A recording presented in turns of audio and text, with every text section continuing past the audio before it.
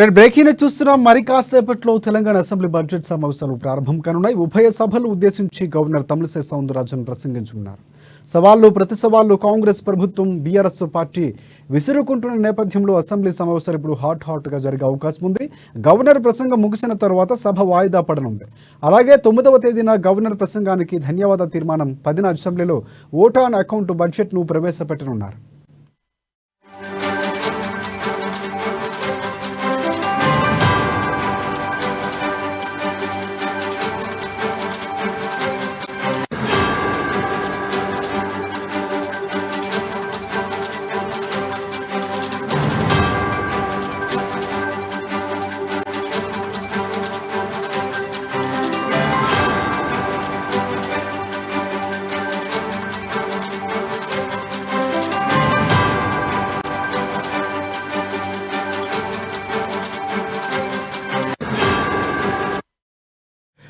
Breaking news చూస్తున్నాం. మరి కాసేపట్లో తెలంగాణ అసెంబ్లీ బడ్జెట్ సమావేశాలు ప్రారంభం కానున్నాయి. ఉభయ సభలు ఉద్దేశించి గవర్నర్ తమిళిసై సౌందరరాజన్ ప్రసంగించనున్నారు.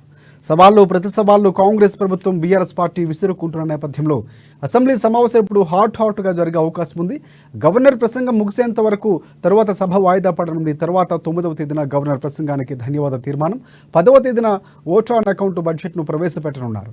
దీనికి సంబంధించి పూర్తి అప్డేట్స్ అందించేందుకు మా ప్రతినిధి హరీష్ మనకి లైవ్ ద్వారా సిద్ధంగా ఉన్నారు. హరీష్, చెప్పండి.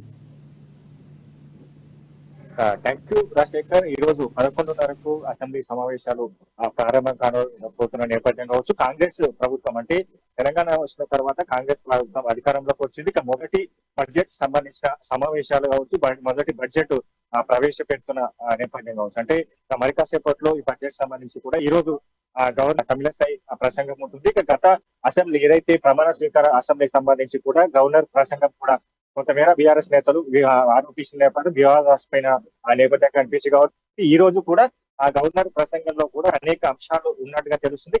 బీఆర్ఎస్ ప్రభుత్వం సంబంధించి గత ప్రభుత్వం సంబంధించిన 10 ఏళ్లలో చేసిన అభివృద్ధి కావచ్చు, వాటిపైన ఏదైతే ఇప్పటికీ కాళేశ్వరం ప్రాజెక్టు కావచ్చు, ఇతర ప్రాజెక్టుల్లో కూడా అవినీతి జరిగిందన్నట్టు కూడా కాంగ్రెస్ ఏదైతే కాంగ్రెస్ నేతలు ఆరోపిస్తున్న ప్రభుత్వ నేపథ్యం కావచ్చు. ఇక ప్రభుత్వం నుంచి కూడా ఇప్పటికే నివేదికలు కావచ్చు, అలాగే శ్వేతపత్రం విడుదల చేస్తుంది. కాబట్టి ఇప్పుడు గవర్నర్ ప్రసంగంలో ఎలాంటి అంశాలు ఉండబోతున్నాయి, గత ప్రభుత్వానికి సంబంధించి ఏ విధంగా ఉండబోతున్నాయి కూడా ఆసక్తి నెలకొన్నది. ఇక మరోవైపు ఈ రోజు సమావేశాలకు సంబంధించి ఈ రోజు గవర్నర్ ప్రసంగం ఉంటుంది. రేపు గవర్నర్ ప్రసంగానికి సంబంధించిన కూడా ధన్యవాద తీర్మానం ఉంటుంది. ఎల్లుండి ఏదైతే డిప్యూటీ చీఫ్ మినిస్టర్ బట్టి విక్రమార్క 9వ తేదీన బడ్జెట్ ను ప్రవేశపెట్టనున్నారు. ప్రధానంగా అంటే ఈ సమావేశాలకు సంబంధించి కూడా రేపు జరగబోయే డిఎసి సమావేశంలో ఎన్ని రోజులు సమావేశాలు జరుపుతారని కూడా నిర్ణయించే అవకాశం కనిపిస్తుంది. కాబట్టి ఇక అసెంబ్లీ అంటే ఇప్పుడు జరగబోయే అసెంబ్లీ సంబంధించి కూడా హాట్ గా కొనసాగే అవకాశం కనిపిస్తుంది. ఎందుకంటే ఇప్పటికే బీఆర్ఎస్ కేఆర్ఎంబి సంబంధించిన నీటి వాటాల పంపిణీ కావచ్చు, ఇక్కడ కాళేశ్వరం సంబంధించి కూడా ప్రాజెక్టులు అవినీతి జరిగిందన్నట్టు కూడా కాగ్ నివేదిక రిపోర్టు ఇప్పుడు ప్రభుత్వం దగ్గర ఉన్నది. ఇప్పుడు మరోవైపు మిడ్ మానేర్ సంబంధించిన ప్రాజెక్టులు జరిగిన అవకతవకలు, మొత్తంగా గత ప్రభుత్వం సంబంధించిన బడ్జెట్ లోటుపాట్ల పైన కూడా పెద్ద ఎత్తున అప్పుల మయంగా కూడా తెలంగాణ రాష్ట్రాన్ని అప్పుల కుప్పగా మార్చింది. ఇప్పుడు దాన్ని చక్కదిద్దేందుకు ఇప్పుడు కాంగ్రెస్ ప్రభుత్వం చర్యలు తీసుకుంటున్నాం. దానికి సంబంధించిన శ్వేతపత్రాలు కావచ్చు ప్రజల ముందు ఉంచుతామన్నట్టుగా కూడా చెప్పిన నేపథ్యం, బడ్జెట్ సమావేశాలు జరుగుతున్న నేపథ్యంలో ఏదైతే కాళేశ్వరంలో జరిగిన అవకతవకలు, ఇక మిగతా ధరణికి సంబంధించిన కమిటీ కొనసాగుతున్నది. ధరణిలో కూడా చాలా వరకు అక్రమాలు జరిగాయి. నిషేధిత కాలం ద్వారా కూడా చాలా వరకు భూములన్నీ కూడా అన్యక్రాంతమయ్యాయని కూడా కాంగ్రెస్ ప్రభుత్వం ఆలోచిస్తున్న నేపథ్యం కావచ్చు. ఇక రేపు బడ్జెట్ సమావేశాల్లో కూడా ప్రధానంగా ఇదే ఎజెండా కూడా చర్చించే అవకాశం కనిపిస్తుంది. ఎందుకంటే ఇప్పటికే కాళేశ్వరం ప్రాజెక్టు పైన కూడా కాగు నివేదిక తీసుకొచ్చారు. శ్వేతపత్రం విడుదల చేసేందుకు కూడా సిద్ధమవుతున్న నేపథ్యం కావచ్చు. ఇక కేఆర్ఎంబి ఇష్యూ పైన కూడా ఇప్పటికే బీఆర్ఎస్ కాంగ్రెస్ నేతలు ఆరోపణలు జరుగుతున్నాయి.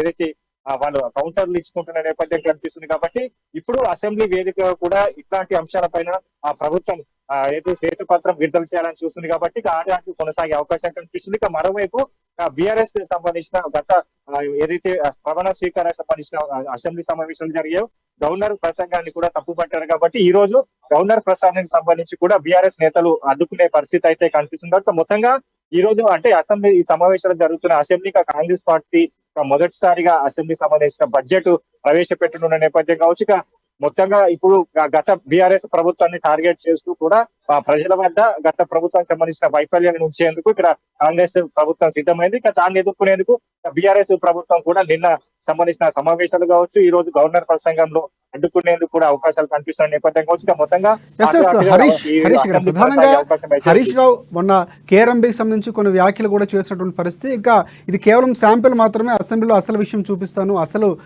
సినిమా ఉంటుందని కూడా కొన్ని వ్యాఖ్యలు చేసినటువంటి పరిస్థితి. సో ఈ నేపథ్యంలో అక్కడ కేఆర్ఎంబీ ఇష్యూ కానీ కృష్ణా జిల్లాకు సంబంధించి కానీ పూర్తి స్థాయిలో రసాభాసగా చోటు చేసుకునే అవకాశాలు అయితే ఖచ్చితంగా కనిపిస్తున్నాయి. సో ఈ నేపథ్యంలో కేసీఆర్ ఇప్పుడే కోలుకున్నటువంటి పరిస్థితులు కనిపిస్తున్నాయి. ఆయన తెలంగాణ భవన్లో మాట్లాడటం, సో ఇవన్నీ చూసుకుంటే ఆయన ఈరోజు వస్తారా రారన్నది ప్రధానంగా ఒక అంశంగా మారుతున్నటువంటి పరిస్థితి. సో దానికి సంబంధించి అప్డేట్స్ ఏమైనా ఉన్నాయా?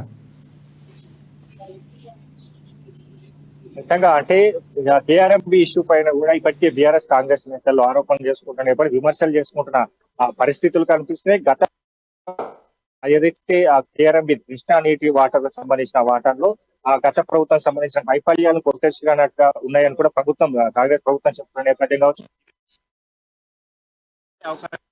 ఇక మరోవైపు సీఎం కేసీఆర్, మాజీ సీఎం కేసీఆర్ కూడా బడ్జెట్ సమావేశాల్లో పాల్గొంటున్న నేపథ్యం కావచ్చు. ఇదే అజెండా అంటే కృష్ణా రివర్ బోర్డు లో కాంగ్రెస్ గత వైఫల్యాల వల్లే జరిగిన వైఫల్యాలు కూడా బీఆర్ఎస్ ఆరోపిస్తుంది కాబట్టి ఈ అంశాలపైన గట్టిగా ఎదుర్కొనేందుకు బీఆర్ఎస్ పార్టీ సిద్ధపడుతుంది. కాబట్టి ఇక సీఎం కేసీఆర్ కూడా అసెంబ్లీ సమావేశం ఇప్పుడు జరిగే ఏదైతే కేఆర్ఎంబీ ఇష్యూ కావచ్చు, కాళేశ్వరం ప్రాజెక్ట్ లో జరిగిన ప్రభుత్వం కూడా తెలుసు. దానికి సంబంధించి నిన్న సమావేశంలో కూడా ఇట్లాంటి అంశాలపైన కూడా చర్చించారు. ఎలా ఎదుర్కోవాలి కాంగ్రెస్ పార్టీ అసెంబ్లీలో లేవనెత్తే అంశాలని కేసీఆర్ రాబోతున్న నేపథ్యం కనిపిస్తుంది. కాబట్టి మొత్తంగా ఏదైతే అసెంబ్లీకి సంబంధించిన సమావేశాలకు సంబంధించి ఏదైతే 9వ తేదీన బడ్జెట్ ప్రవేశపెడతారు కాబట్టి 9వ తేదీ నుంచి కూడా ఇట్లా సమావేశాలకు సంబంధించిన ప్రత్యుత్తరాలు కొనసాగే అవకాశాలు కనిపిస్తున్నాయి. కాబట్టి ఆ చర్చలన్నింటినీ ఎదుర్కొనేందుకు ఇక్కడ బీఆర్ఎస్ పార్టీ కూడా సిద్ధపడిందని చెప్పొచ్చు.